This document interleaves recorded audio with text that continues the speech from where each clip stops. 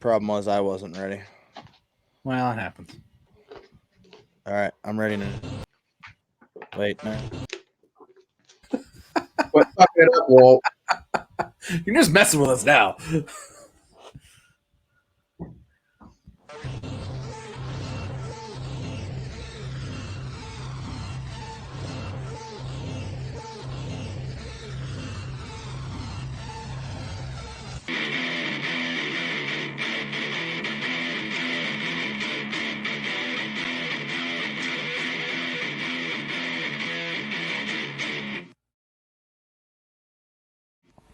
Welcome to the One Fall WrestleCast.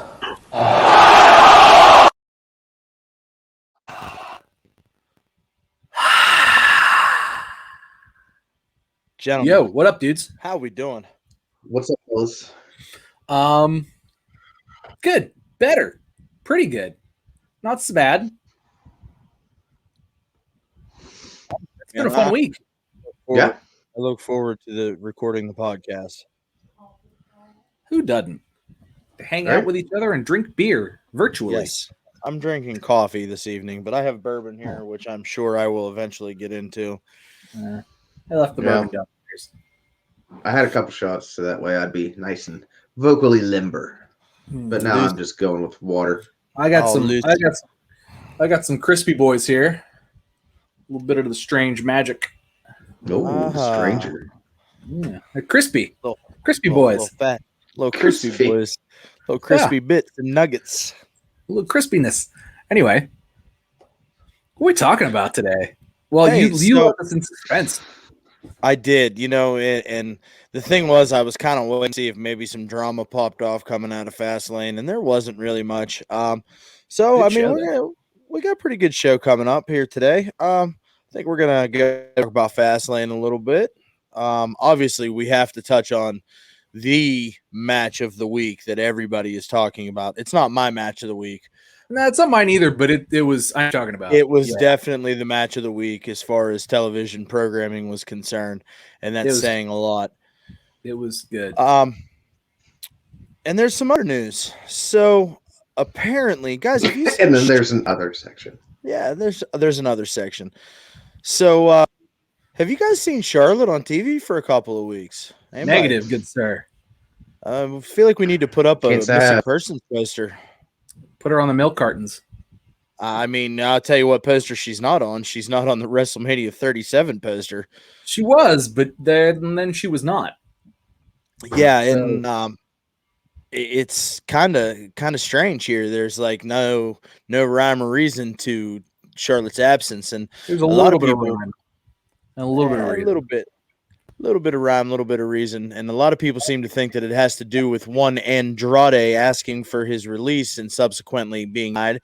And then right after Fastlane, WWE posted on their Twitter account that they have come to terms with the release of one Andrade Almas, and we wish him the best of luck in his future endeavors.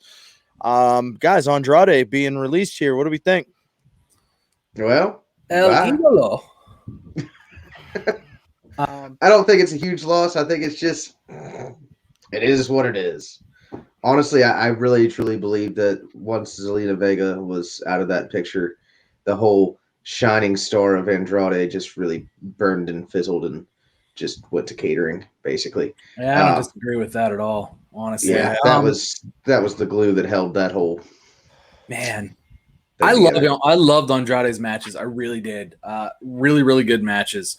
However, without a mouthpiece, I don't know that he was WWE material necessarily. Like, obviously, the match quality was there.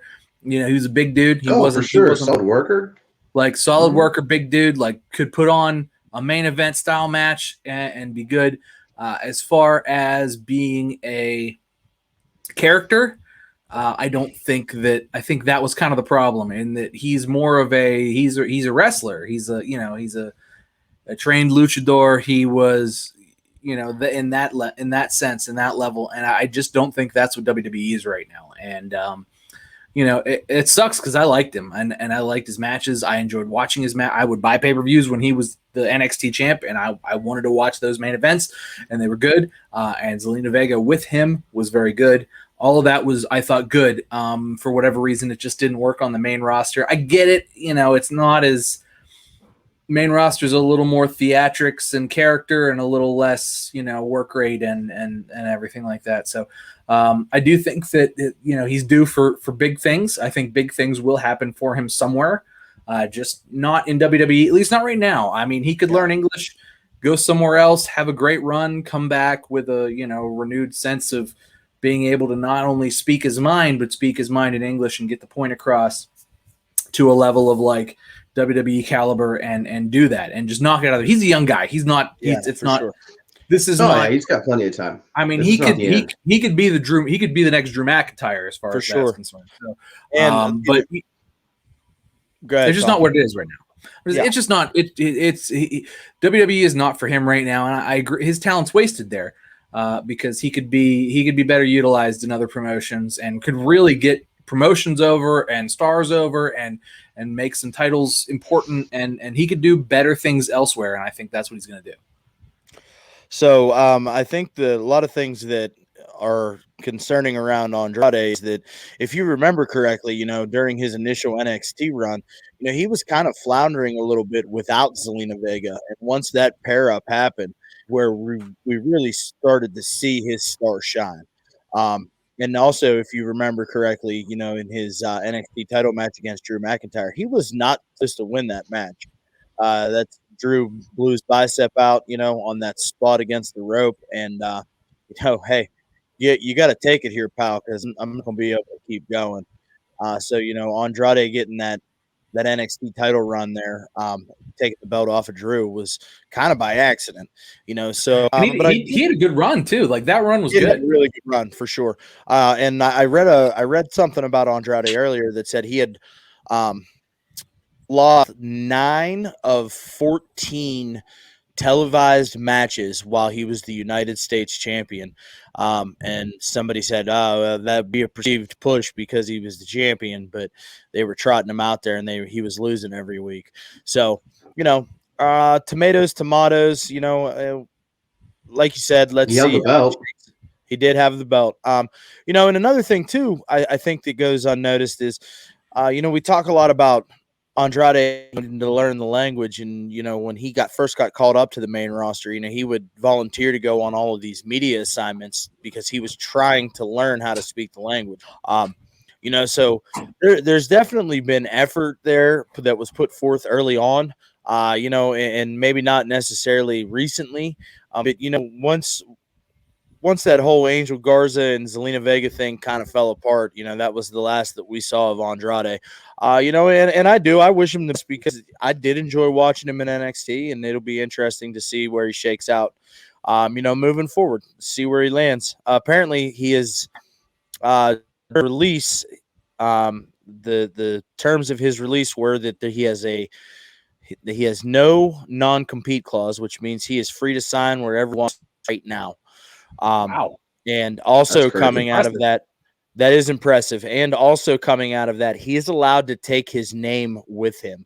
So, so definitely some solid negotiating going on there on the terms of that release. I mean, if he didn't speak the language, he clearly negotiated incredibly well. Good Lord. There's dudes that would kill for that. He's got that Flair negotiation going on. Yes. So I bring that up to circle back here. A lot of people seem to think that Charlotte's absence from television has something to do with this. Guys, what's your thoughts on Charlotte? I feel like Charlotte is like the one, right? Like it's basically her. I mean, she's one of the horsewomen. Without her, the women's division's not. It's just not right. I mean, you think about like some of the greatest wrestlers of all, not even just greatest women wrestlers of all time. She's literally like one of the greatest of all time. And like, they add her to matches because like, oh, if we just put her here, it will be better. And that's, period. That's just where it is. She's tall. She's really athletic. And I mean, what she does looks great. She sells great. hits. I mean, everything. Like she's the total. She like her father. She's the total package. She is Everything literally she does is crisp. She is the epitome of what wrestling is. What we all think wrestling is. She is the evolution of her father, who was fantastic. I mean, I shared a match yesterday when Ric Flair was 40 years old as the NWA World's Heavyweight Champion. This was pre-WCW. After this, he would become the first WCW champion. He was 40 years old at this point in time. And put on a match with Sting, old Surfer Sting. It went like 50 minutes or something, and it was a banger from start to finish. The man was 40 years old at this point in time. So I feel like Charlotte's literally got she's a chip off the old block as far as that's concerned. Her dad was the greatest of all time. There's little dispute in that. And so I mean, her not being around is weird, and you feel a hole. You definitely feel a hole. Yeah, I mean, sure. She's definitely the total package. I mean, Tom covered it perfectly. It doesn't get any better than that in the women's division, and it's tough to say that she's not better than plenty of other men wrestlers who came before her. This is just the first time we've actually had a nice generation of women's wrestlers actually to come up and compete at this level. But yeah, she's the stuff. She's going to be on the Mount Rushmore of many people's top 4 or 5, whatever you want to say. Put her next to her dad on that Mount Rushmore. It'll be so that's fair. Yeah.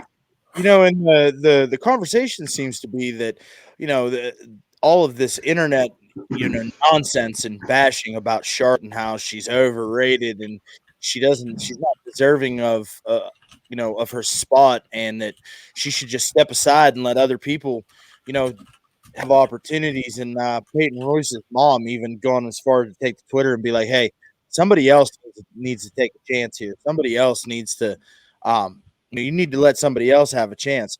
What do you mean let somebody else have another chance? You want a chance, you go out there and you take it. Okay. Well, like Bailey. Look, Bailey had I think Bailey's almost on that level. If Charlotte's 100%, Bailey's 99. So Bailey's great.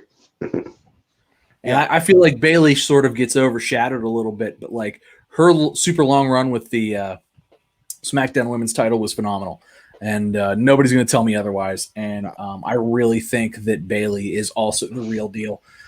She's a little bit in Charlotte's shadow, I think. Maybe not even in her shadow, but at the same time, like not necessarily like thought of as much, because she's had a few more stumbles, I think, in gimmicks than Charlotte has. But I don't know. I think Bailey's up there. I think that I think that Sasha's up there. I think that Becky's up there, and I think they're the four horsewomen for a reason, and I think they've all got something to share. Charlotte may just be the first one. It's fair.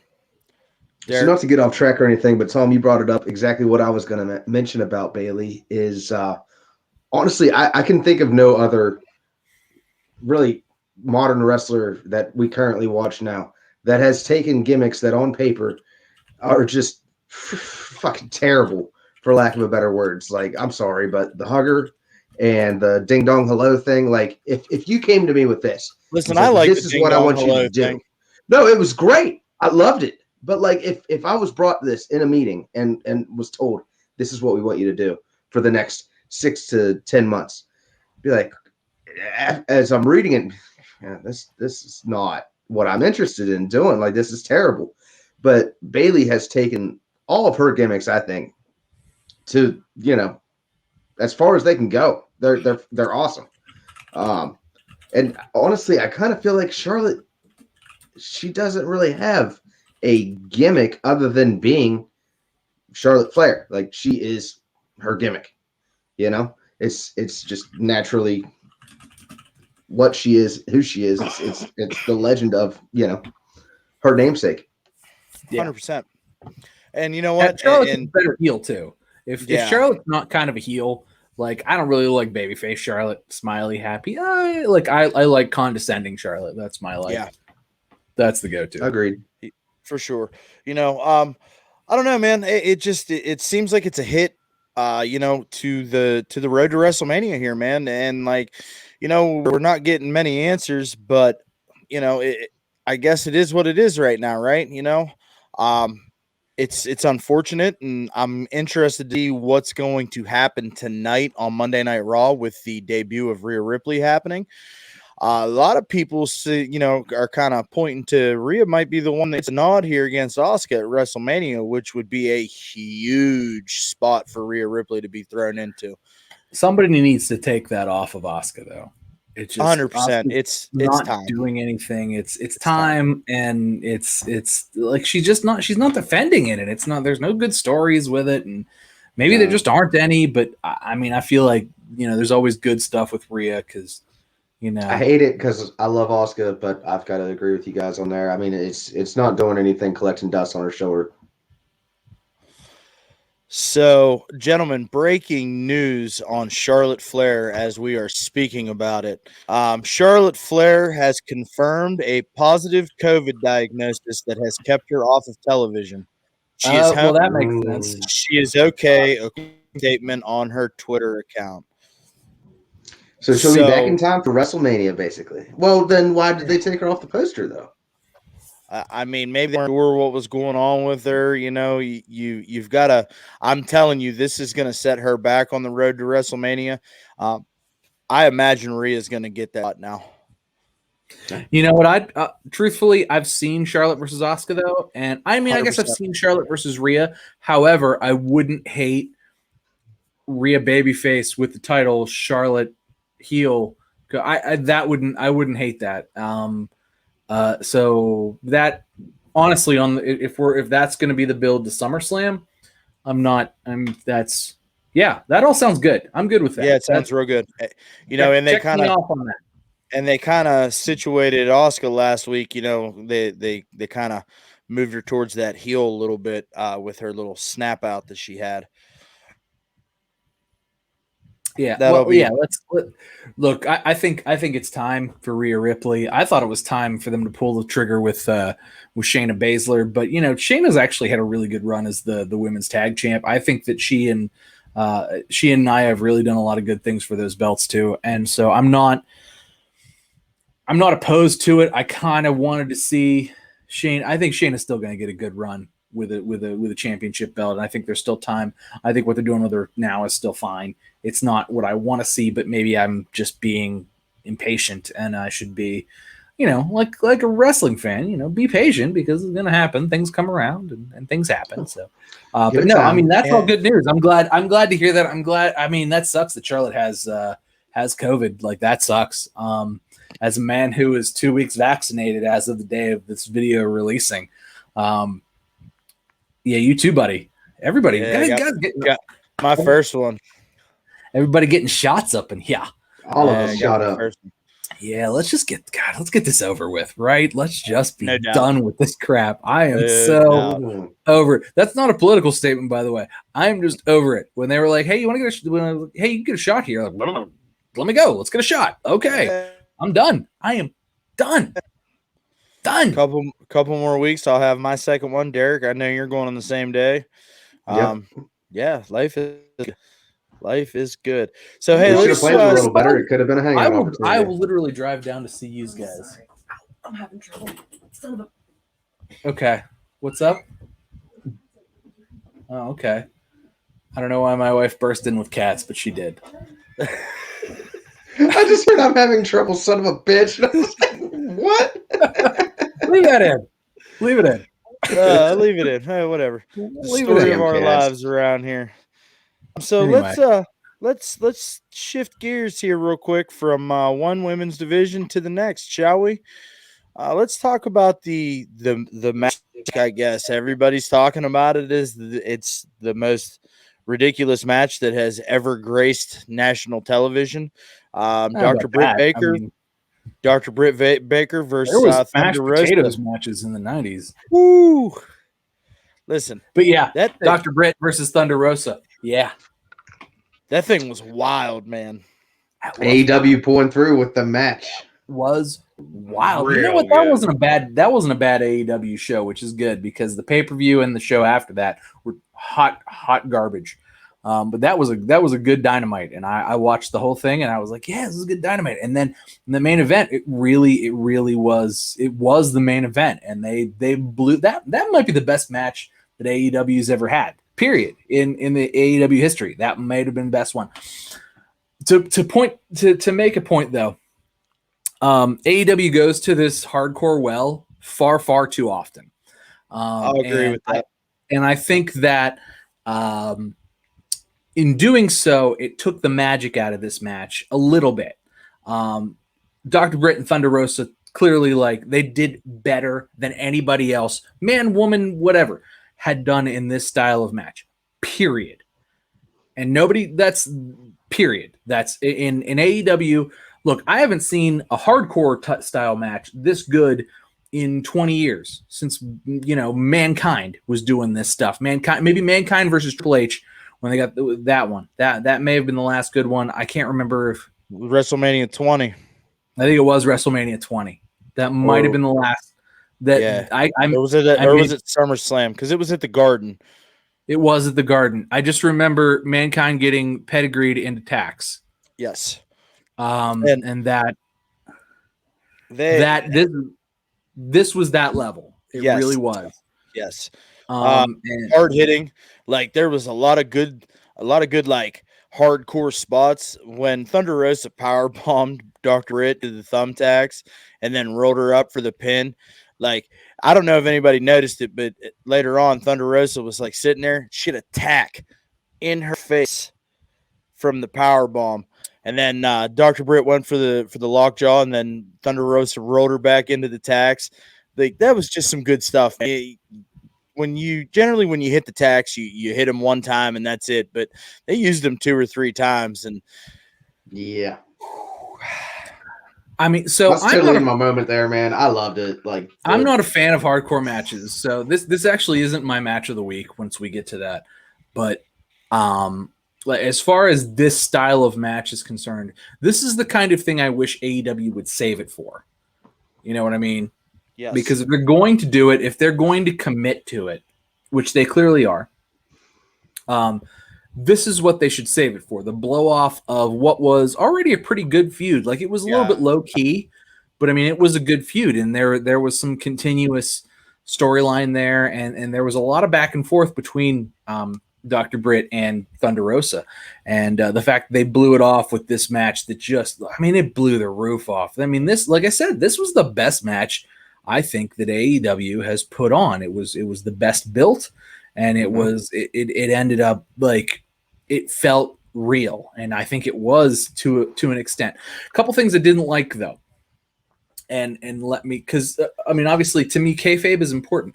Literally the next day, they put on their YouTube channel the fallout from the match, which breaks kayfabe. Everybody walked them back. Oh, it was so good. You guys did so great. They both walked back together.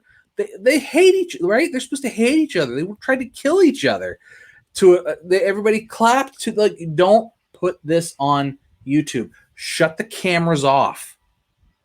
Don't show this to people. Like, this is not like, suspend my disbelief a little bit. Don't immediately, like, it was literally like I was high on the match, and then like the next day, like at work, like it was up there like 8 a.m. the next day.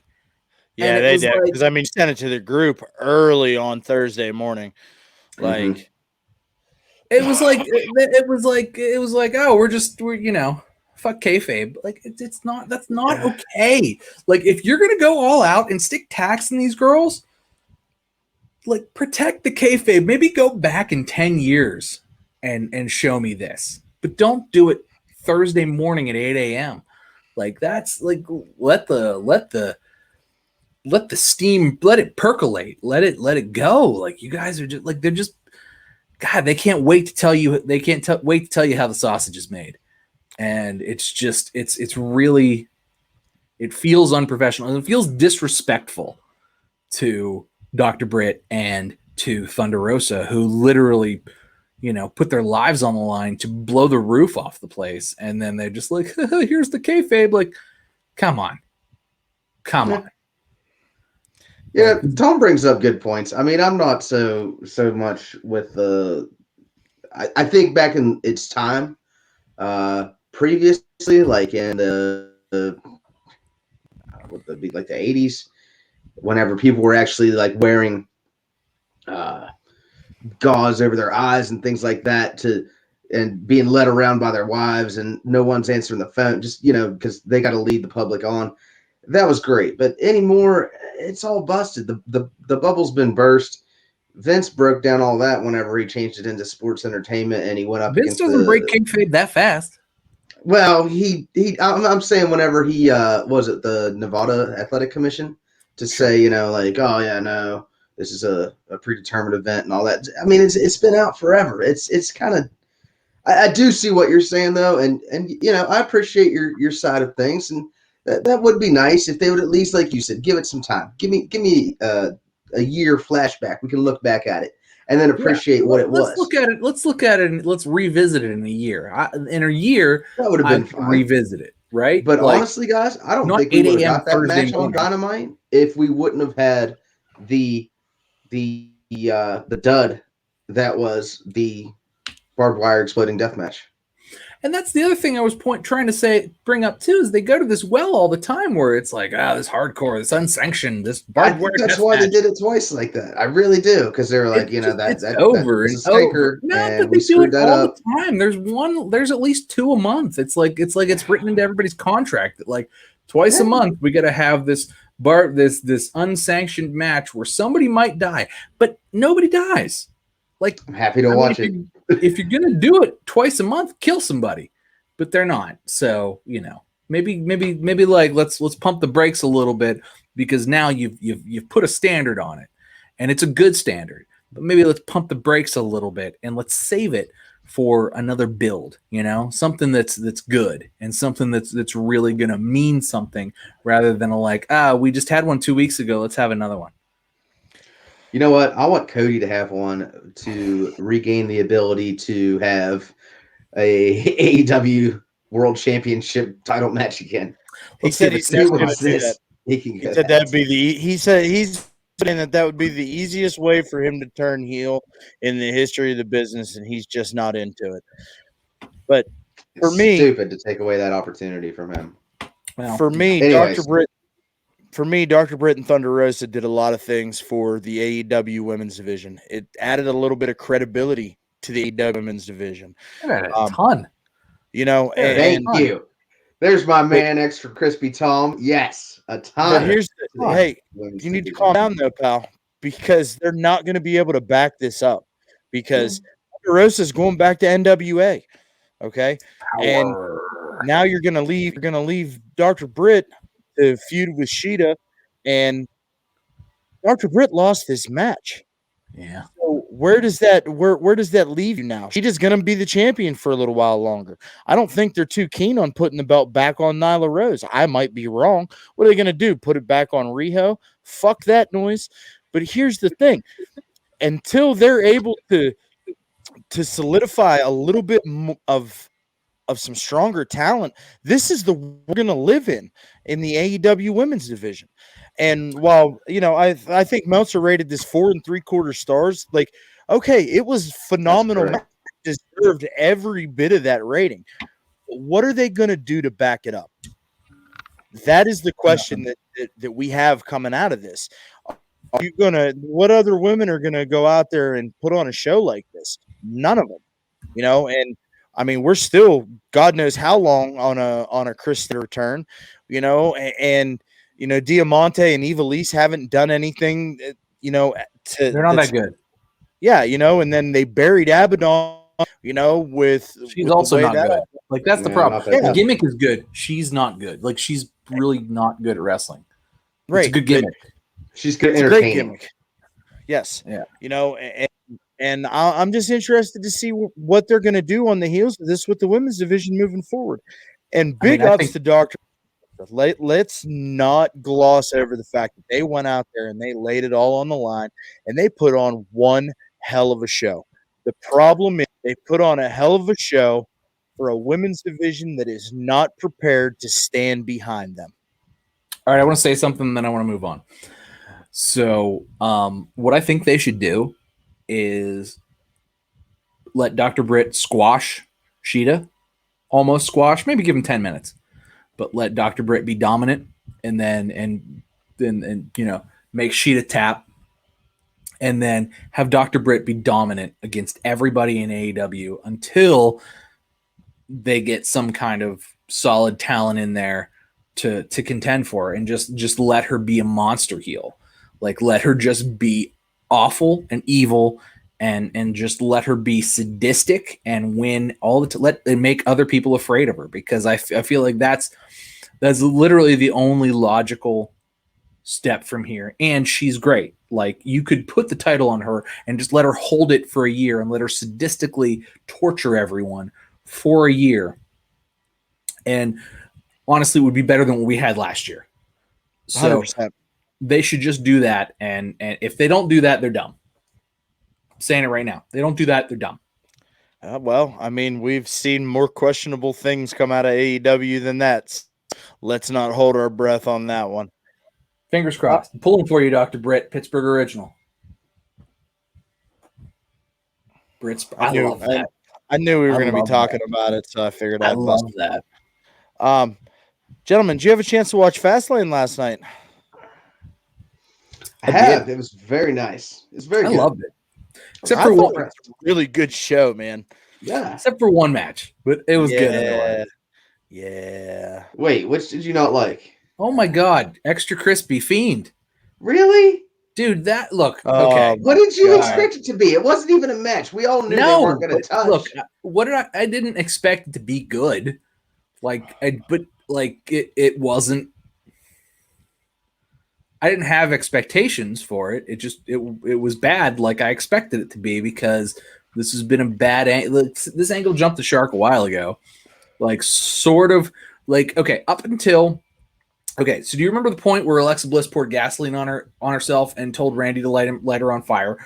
That was phenomenal up to that point. It was great up to that point. Even when Randy lit the Fiend on fire and burned him up, that was good. Everything after that was bad, and has been bad, and has been dumb. And this it wasn't any worse than any of that. It really wasn't. It was the same. The shark had been jumped. Thanks, Fonzie. And it just never got any better.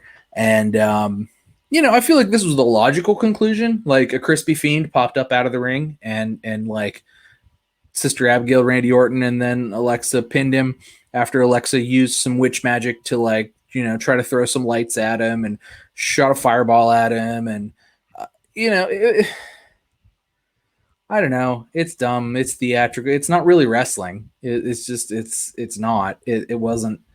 It was never going to be. It was never going to be good. But you know what? It was, and it's over. And now we're going to have a toasty, crispy Fiend versus Randy Orton at WrestleMania, probably in another pre-taped match. And that'll be the worst match at WrestleMania. And then that'll be over. And I don't know what's going to happen between now and then. And then after, maybe he'll shed the crispy skin and become some kind of a deep fried chicken person. I don't know, but it's not good. It's not been good. I don't like supernatural angles to this level. It's a little too much silly. So you make me question everything I enjoy about wrestling. Derek, just tell us why you do it. I don't know, man. It's entertaining. I'm here to be entertained. I mean, there's no work into it, So if you're watching it and you're hammered, it's it's kind of funny. It's not it's not good. If you're watching it critically and looking for I mean, I'm not going in here expecting any match, because we knew it was intergender, so there was not going to be a match per se. But I'm good to watch them cut promos on each other. Alexa's a good talker, and Randy obviously is great at what he does, and I'll watch her throw fireballs and slip on funky contacts and. Yeah, do your thing. Randy threw up black gunk too. He did. Yes, he did. There was vomiting. Yeah. He's done that a few times. He should probably get that looked at. Yeah, that doesn't seem healthy. I mean, last time I did that, it was not good. Yeah, no, I mean, he's in his 40s. He probably shouldn't be throwing up black gunk. It's not good. Yeah, he should probably go get that look. For me, like I kind of fall right in the middle of you guys. Like I was excited. I knew we were gonna get the Fiend's return at Fastlane. I mean, obviously they're gonna have the blow off at WrestleMania. That's what they've been building towards. You know, I'm glad to have the Fiend back. I'm disappointed that we got extra crispy Fiend. You know, I would have liked to have seen the original recipe reappear. You know, I think the original recipe tastes a little bit better in my opinion. It does. You know, It's got all those herbs and spices, a little less crunchy. So, like, I don't know, man. Like, I like the theatrics, and like, you know, Bray is like this analytical dude, and he really puts a lot of thought into his character development and stuff like that. So I'm interested. Put a lot more thought into his actual wrestling. Well, yeah. Name me a good Bray Wyatt wrestling match. You can't. They aren't real. I mean, maybe he fought Daniel Bryan one time, and Daniel Bryan put on a good wrestling match, but that was pretty it. Listen, I'm gonna bring this to light because every time you shit on the Fiend and I have or Bray and I have nowhere to go. I like the Fiend. In fact, I thought the lighting on the extra crispy Fiend was like, oh man, that's kind of scary. Like that's a little bit like if I was 12, I might be scared by that. But I'm clearly like a 36-year-old man who's not afraid of gimmicks and masks. But yeah, I don't know. I didn't hate it as much as Brian Alvarez did. That's for sure. Well, I'll tell you what. The one bad thing about that thing, after that match, after that re-entrance by the Fiend, Crispy Fiend, all that good stuff, we actually just kept going and went on. Like that should have been the end, because right after that, then we have Edge's match with Roman Reigns. Well, no, it was Roman and Daniel Bryan, but Edge was like, right. The enforcer with. They made sure that it was mentioned that he had authority. Yeah, Authorita. He could do things. Kind of fun. Honestly, he could count to 3. Like it was a little silly too, and I think it was like I had just watched something so silly that was like not quite as silly. It was fine. Like the match itself. Look, I think Daniel Bryan puts on a great match, and I think Roman Reigns puts on a good match. I thought that was good. Okay. Continuity. Let's talk about continuity, right? So WWE has been real harsh on continuity for the last 5 or 6 years or so. However, they've really stepped up their continuity because the last time we saw the Fiend, he was lit on fire and he showed up extra crispy. So I really appreciate that there's some continuity there because that's like a big long continuity span. And Jey Uso has been beaten by chairs for 6 months straight, and he was beaten by chairs last night again. So, the man's going to have a complex. Continuity. Look, I mean, if Jey Uso can look at a chair and not have an anxiety attack at this point, good Lord. The man gets just walloped by chairs literally every Friday and or Sunday whenever there's pay-per-view. Just every time. And I think that clearly we knew that this was coming. The three of us talked about this, and I mean, WrestleMania is going to be a triple threat match. There is no way around it at this point. No way. I'm kind of disappointed actually that it's going to be a triple threat match, and I think it'll be better though because it's a triple threat match. We could be talking about it like it was the Undertaker versus Goldberg if it's not. Truthfully. That's fair too, because I mean you don't know what you're gonna get, But I don't know, man. It's just kind of a bummer for me, I mean, obviously I'm a Edge mark, and we know that. I just don't. I mean, I don't think the styles match up as well. Roman's sort of a heavy hit guy. He's got some his move set is rather. I don't want to say rudimentary. That's not the right word, but it's there's a lot of selling, a lot of strikes, a lot of theatrics, but good theatrics. It's a slower pace match. They don't necessarily have to go too long. But to be the main event of WrestleMania for all the marbles and everything, he kind of needs to be up against either just some sort of fiendish brute like Brock Lesnar, or he needs to be if he's up against somebody like Edge, who is also sort of like, kind of just like a worker, like a seller, like somebody who's sort of in a similar like moveset level of like Roman. Like Edge's moveset's not any bigger than Roman's. I feel like you kind of need that sort of wild card, somebody like Daniel Bryan or something like that, to just kind of put that in there. So if they do decide to do that, I think it will make the match better than it would have otherwise been. And that's just from like sort of an analytical standpoint. It's just, I think, if you do a 10-minute Roman Reigns versus Edge match and it's cool, but is a 10-minute match really the main event of WrestleMania? No. Or do you go 30 minutes and put Daniel Bryan in there too? Hey, so staying with Fastlane here, Derek, when I talked to you last night,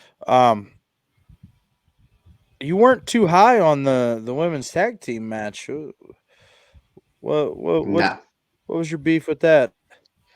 I don't know, man. You I have guys some beef know with that too, actually. I'm not a big Sasha fan, and then the Reginald interference crap, and it's crap. That's the word for it right there. Like I hate this. I want what's the girl's name? Sasha's partner, Bianca Belair with the hair. Bianca, she needs to be elevated out of this. Like, I think that girl needs a run. I think she's awesome. I think she's great talker, athletic, good stuff. I think she wins WrestleMania. Okay, here's what I hated about it. Here's what I hated about it, and I'm gonna sort of agree with Derek. But so the sort of breakdown of this match, the sort of what made it fall apart, is that Sasha had the Banks lock, or whatever, her face lock, her crippler cross face. Bank statement. There we go. Yeah. Crippler cross face locked in on Shayna. Whoa, pal! You can't call it that. Whoa, that's forbidden. Whoa, that's a forbidden word. That's on like Vince's list. Dude, Vince is going to take us off the air, pal. Can't take me out. I don't work for him. Anyway, had bank statement locked in on Shayna. And Bianca runs in because Nia's also running in. So she runs in to stop Nia from running in and breaking up the crossface there. And I did that on purpose. Anyway, I was going to say something, but I'll let you go. Anyway, so she runs in to break that up, and Nia, being Nia, because she's bigger than everybody else, she literally just throws her into Sasha and Shayna.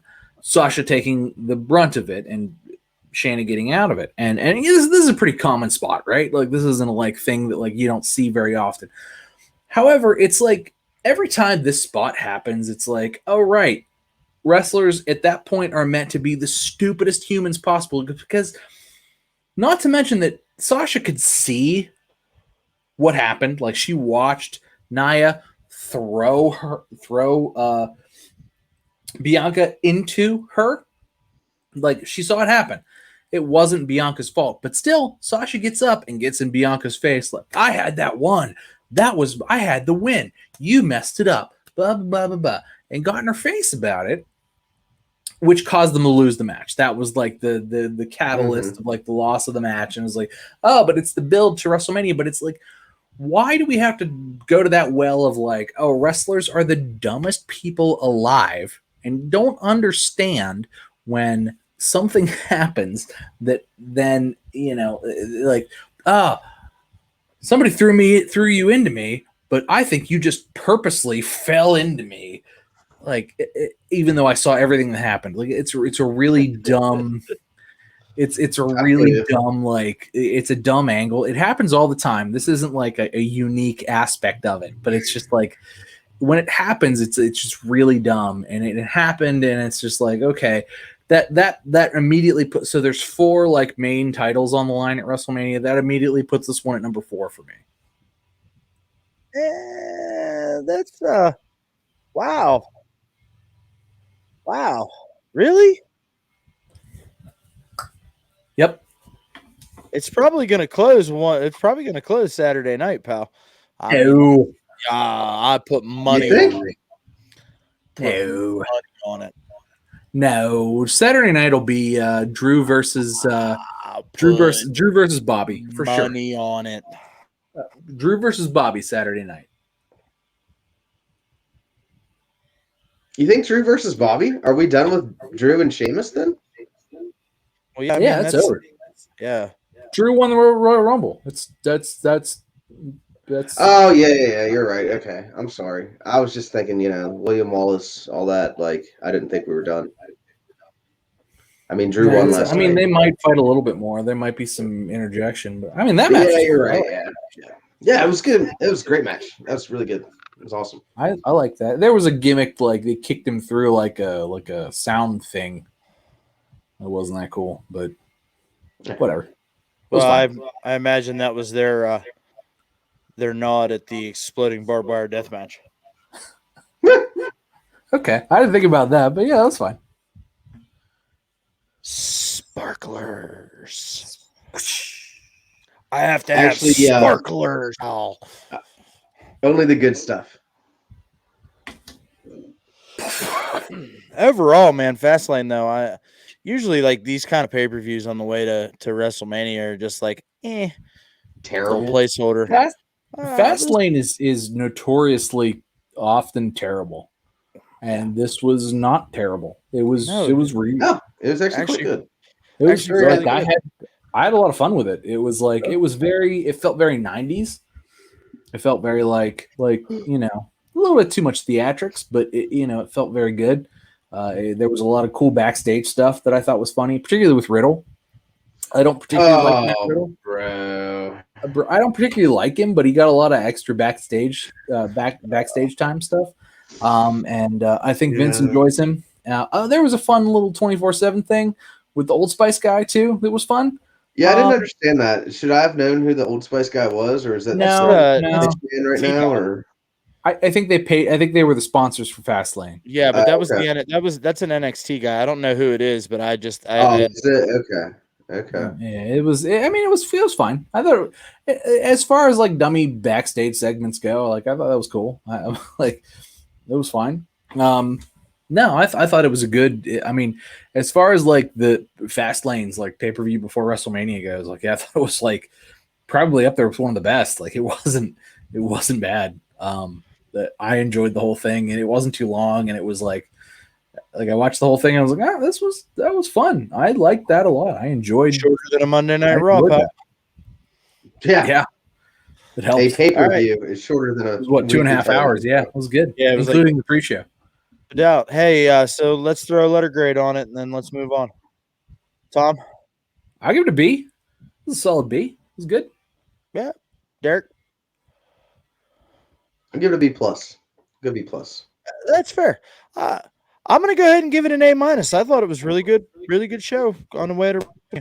Good job there, WWE, with the little filler pay per view. You get our stamp of approval here at One Fall. It was fun. I mean, I at no point was I like, God, I want to shut this off. I mean, a little bit when the Fiend, but that was even short, so that was fine. I can't believe how much you hated that segment. I mean, at least they kept it short. I didn't hate it as much as like I just don't like the whole thing. It jumped the shark for me, and it never got me back. I mean, that was a provocative pin there, pal. Got Randy Orton's wife all I fired wasn't up even on going to Twitter. bring it up. Was it? Did she? Saw that. Yeah, she got all fired up on Twitter. I Nice. saw that. I wouldn't mess with Kim. No, I wouldn't either. Was it? Especially now. Was she, Especially not if I was the size of Alexa Bliss. Right. She said something along the lines of, "You done fucked, little girl." was she legit pissed, or is she just? kidding? She's probably just kayfabing it, pal. Yeah. I do But I appreciate. did notice that as well. I wasn't going to bring it up, but yeah, since you guys did, I do appreciate the old Kim. mount pin, huh? I do appreciate Kim's kayfabe in it. Yeah, Kim does a good job kayfabing it. All She's, right, gentlemen. Match of the week. Match of the week. Tom. All right, I get to go first. Well, yeah, it's So, like your rite of couple passage, pal. shout-outs. Couple shout outs. So we obviously got to shout out Thunder Rosa versus Dr. Britt. That was, clearly that was important. It was important. And, but that kind of match is not my thing. Cheers So, to Dr. Britt and Thunder Rosa. Cheers to Dr. Britt, though. It's Britsburg. up in here. Cheers to Dr. Britt. Always rooting for her. So there was that. That was good.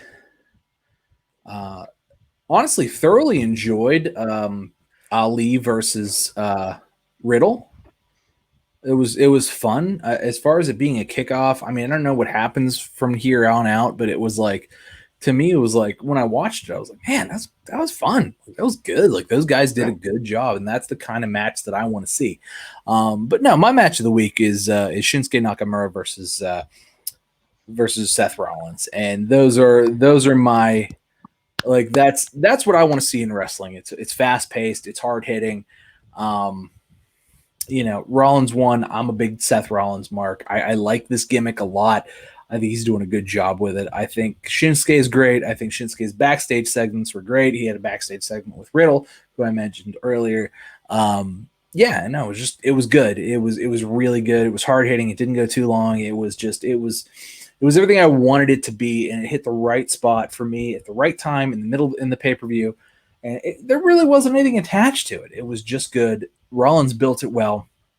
He speaks really well. Seth Rollins, to me, is sort of the total package. He and Finn Balor, to me, are sort of the guys. They're like the guys in wrestling. And it's like, those are the guys who, when they're on a pay-per-view, when they have a match, that's what I want to see. And that's who I watch. And I watched that intently. And so that to me was the match of the week. Not because it meant anything or was important, but just because it was better than everybody else. And those two guys are clearly better than everybody else. And they did a great job. So great match of the week. Rollins versus Nakamura, and it was great. Yeah, it was definitely phenomenal. I enjoyed it thoroughly. Derek, you looked a little disappointed there.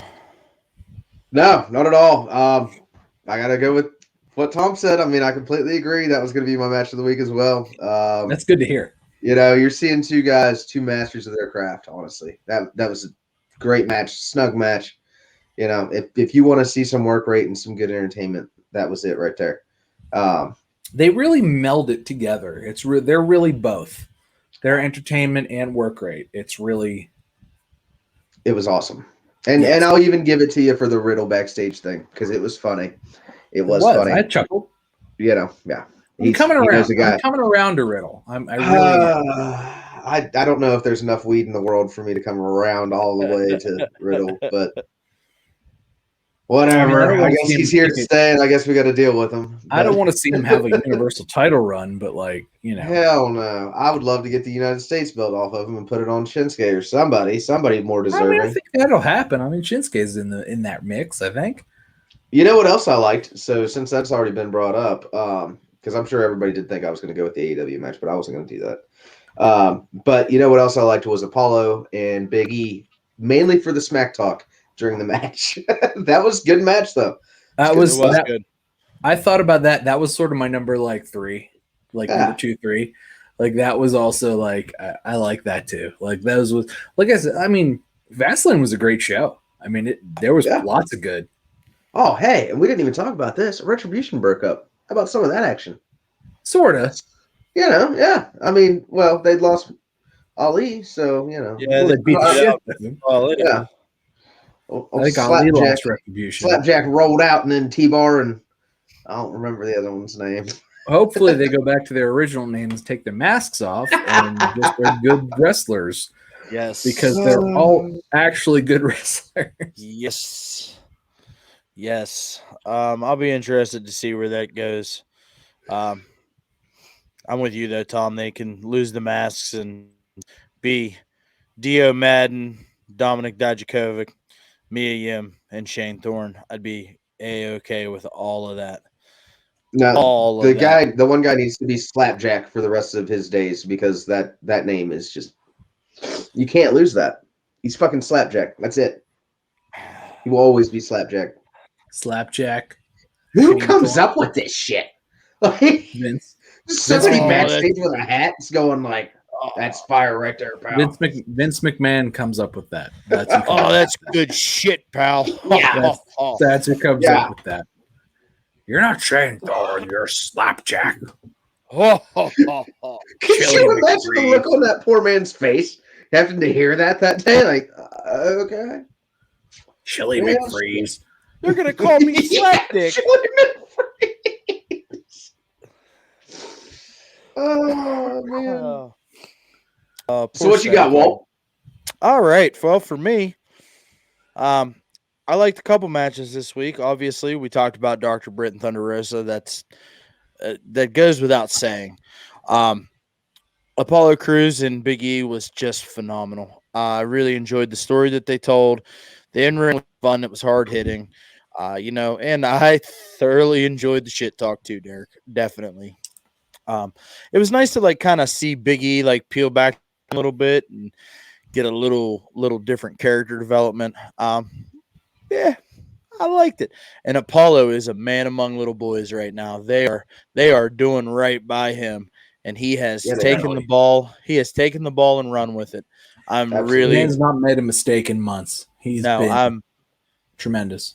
Excited to see where this is going to go. I also thoroughly enjoyed Nakamura and Seth Rollins. I mean, you guys said it best. It was fun to watch, hard hitting. That's the kind of match that I think that we as wrestling fans clamor for week after week. And it's me this week. My match of the week comes from SmackDown. Good for you. Edge.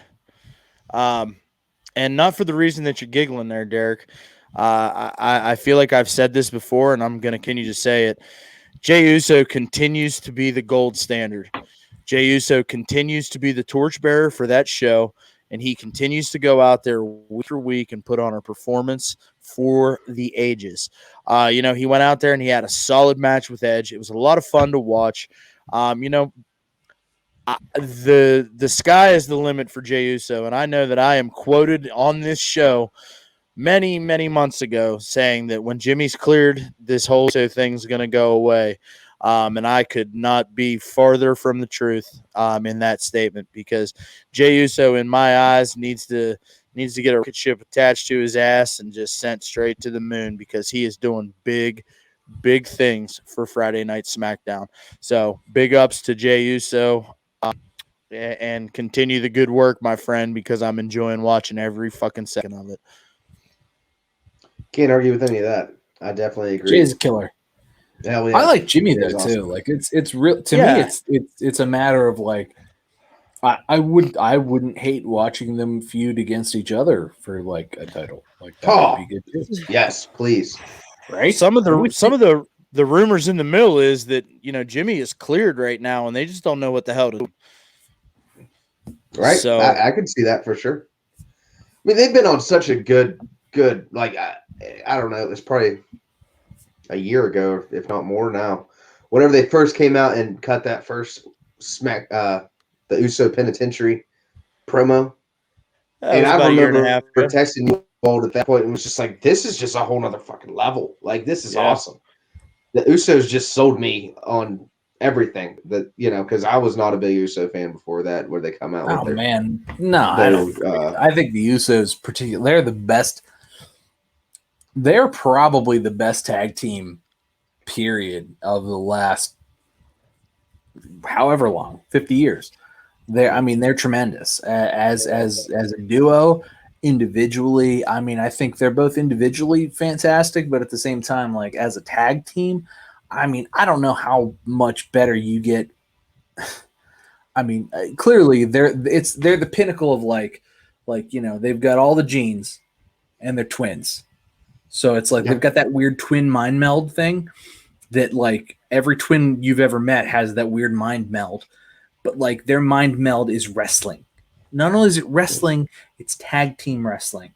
However, individually, they're also masters of they're both Mozart of wrestling, but they're twins who have this innate, cognitive ability to just connect. And it's magical and it's scary. And I want to see more of it. And I've always loved the Usos. And I don't know. They're probably the best tag team of all time. When it goes down, they're only 32. When it goes down, they got years and years to come. I mean, when the books of history are written on the Usos, that they will go down as like, oh man, they're the Midnight Express of this generation. They're the Rock and Roll Express of this generation. They're the New Age Outlaws. They're that level of just like, upper echelon of greatest of all time. And it's cool enough that they had like the New Day and a lot of other really good tag teams to sort of go up against. But I think individually they're both going to have really, really, really good singles runs as well. And this may be the start of that. So hopefully we see more good things. Lots of fun to watch. Hey, so real quick, before we close it out here, hey, Derek. Yes, sir. How you feel about your boy getting inducted into the WWE Hall of Fame this week? It's kind of awkward, but I also couldn't be happier. Mr. Bischoff? Yeah, Mr. Bischoff. Yeah. He was just on AEW a few weeks ago, and then he gets the call for the WWE Hall of Fame. It's kind of strange. I don't know what's going on. But I mean, he belongs in the Hall. He belongs in it. 100%. Oh yeah.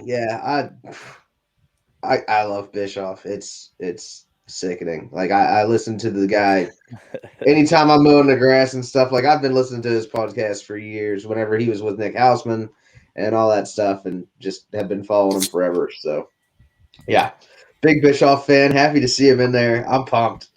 Like hopefully he comes out with the jet black hair again for the induction ceremony. Let's get some of that going. I'll tell you what, man, there is not a man in the wrestling business that deserves to be in the Hall of Fame more than one Eric Bischoff. The things that he did in the wrestling business. Maybe Owen Hart. Yeah, but that'll never happen. Is Owen Hart not in there?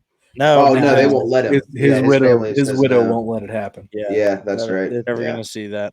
Martha. So I don't know, Tom. I don't know who's going to induct him because the NWO is going in too. So I know that I feel like they should induct him. Maybe they should have Sting induct him. I hope they have Ric Flair do it. Woo. That would be good. Actually, I would not hate that. Maybe it would be Jim Ross. Also would be good. I don't think that'll happen because they're all. But no, I think that would be good too. Yeah.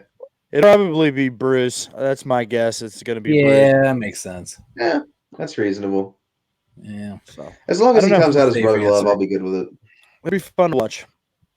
Yeah. If Macho Man is still alive, it should be Macho Man, but he's obviously dead. Oh yeah. Yeah. All right, well, we don't have anything else to talk about. I guess we'll just go ahead and call it a day, huh? That was a clean episode, fellas. Very clean. Yeah, I liked it a lot. Good stuff. Man, it's almost like we've been doing this for 23 weeks. Has it been that long? Yeah. Damn. All right. Yeah. It's crazy. It's come a long way. Yeah. But you know what the big thing is? I don't give a shit if anybody listens, man. I just enjoy getting on here and talking wrestling. Hey, like 50 people listen now. Yeah, eventually they're going to be like, dude, have you guys heard of these guys? They've been doing this for like 4 years. And, there's like 300 episodes over here. Just keep fighting the good fight, fellas. That's all we can do. With that being said, it's not like it's not easy to do. We love doing it. That's fair. With all that being said, thanks for hanging out. It's all love. Catch you next week. One Fall WrestleCast. Peace out, people.